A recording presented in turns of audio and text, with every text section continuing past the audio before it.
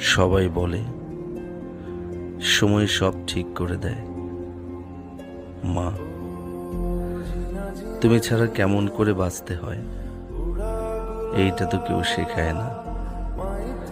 তুমি শিখিয়েছিলে কি খেলে ঠান্ডা কমে, কি করলে জ্বর ছেড়ে যায়, কিন্তু তুমি কখনো শেখাওনি তোমাকে ছাড়া কিভাবে বাঁচতে হয়। মা,